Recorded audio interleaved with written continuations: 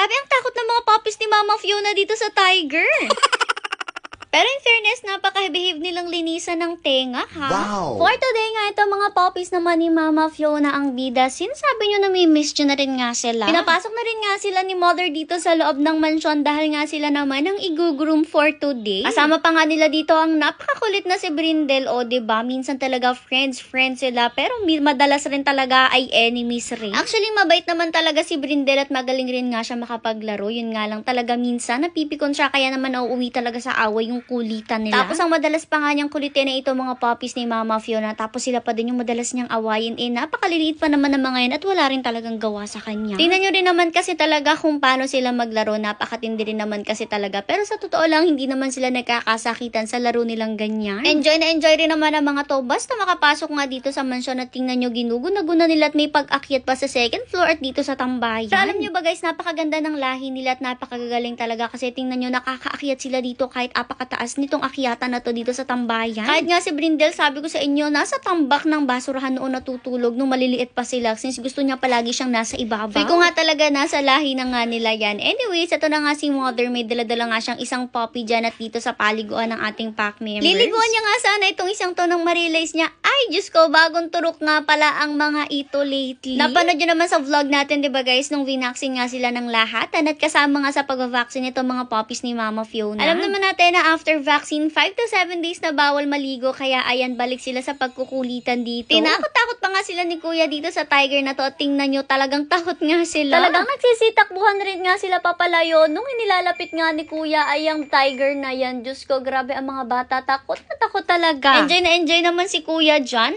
Natutuwa nga siya kasi kapag may ganitong natatakot. Pero feel ko nga si Brindle hindi naman siya takot at nakikigaya nga lang siya sa mga puppies kasi nilalapit-lapitan rin naman niya yung tiger. Etong isa nga na kay Mother na puppy, ayan talaga nagtatago pa sa likod niya kapag natatakot nga dito kay tiger. O diba, baby siya. Si Brindle, Diyos ko, paakyat-akyat siya kung saan-saan kahit sa mga lamesa at kahit nga sa ibabaw ng TV. Ay grabe, diba? Kung saan-saan na talaga nag-aakyat ang bata. Kitang-kita niyo naman talaga kung gaano namin din kamahal ang mga puppies na to. Kaya hanggang ngayon hindi ko pa rin maintindihan yung mga sinasabi na nandi-discriminate daw kami. Just because sa mga aspins na mga rescues natin ay nandito sa labas tapos nasa loob nga at air-conditioned ang ating mga fur babies na mga huskies. Pero Diyos ko naman guys, alam niyo naman kasi mga huskies sanay kasi talaga sila sa malamig at yung mga ganito naman ay hindi talaga nila kinikerry ang lamig. Best example na nga dyan si Brindle na kapag nilalamig siya, nag-iiyak-iyak na talaga siya kaya naman madalas rin siyang pinalalabas dito para kahit papaano ay maging okay at maging warm yung kanyang pakiramdam. Kita nyo rin naman mas masaya talaga si Brindle dito sa labas pero syempre pinapasok pa rin natin siya sa loob kapag nga kailangan na niyang magpahinga. Tapos binibigyan na nga lang din natin siya ng time nga na makapaglaro-laro dito sa labas. Eto namang mga puppies ni Mama Fiona kaya hindi natin sila pinapasok sa loob dahil nga po syempre ay pupunta na rin sila sa kanilang mga family at Diyos ko hindi rin naman talaga sila sanay sa loob naka-aircon. Sabi ko nga Diyos ko talaga yung mga nagko-comment na gano'n yung totoong nandidiscriminate. Alam mo yung feel nila, valid nila yung sinasabi nila. Parang valid yung sinasabi nila na gano'n na tayo na nandidiscriminate dahil feel nila kada makikita nila na mga fur babies na magkasamang aspins tsaka husky palagi nandidiscriminate yung mga aspins. Tapos bida-bida na lang din talaga sila sa comment section kaya gano'n. At meron din nga nagsabi pala na ipakapon nga daw natin lahat ng mga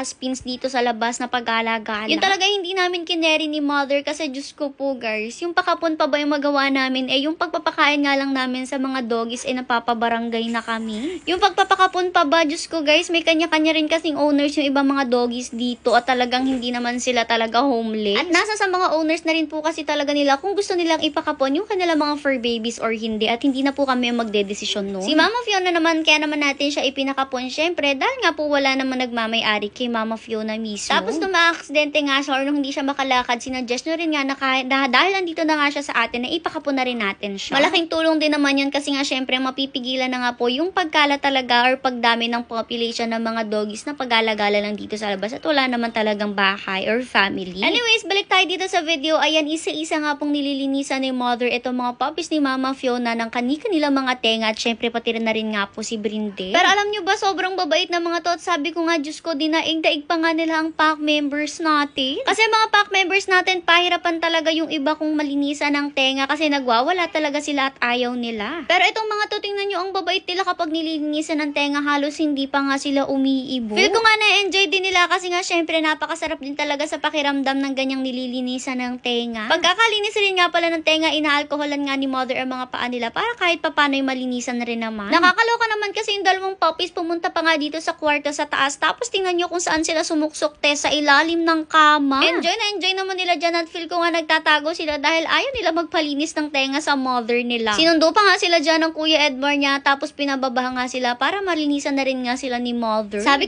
siguro ng puppy na to ay Diyos ko, hindi siya nakatakas talaga sa paglilinis ng tenga kahit nagtago na siya. Mahalaga rin kasi talaga guys yung ganitong paglilinis ng tenga ng mga fur babies natin, mapa-aspins man yan or may lahi. Kasi nga syempre kapag nagdami talaga yung pinakadumi dyan sa tenga nila, magiging uncomfortable sila at talagang magkakamot or magpapagpag sila na magpapagpag. Alam niyo, minsan naisip natin makuto yung mga fur babies natin kasi kamot sila ng kamot sa tenga, pero yun pala napakadumi lang talaga ng tenga nila. Tapos may tendency rin nga na mamaho talaga ang mga doggies kung hindi mo nga malilinisan yung tenga nila kasi yun yung nag-uumpisa ng amoy, yung pinakadumi sa mga tenga nila. Alam nyo naman talagang once in a while ginagawa natin to sa mga fur babies natin, mapa-aspins man or mapa-huskies. Try nyo rin yan guys sa inyong mga fur babies, basta ingat-ingat lang tayo sa paglilinis ng tenga nila.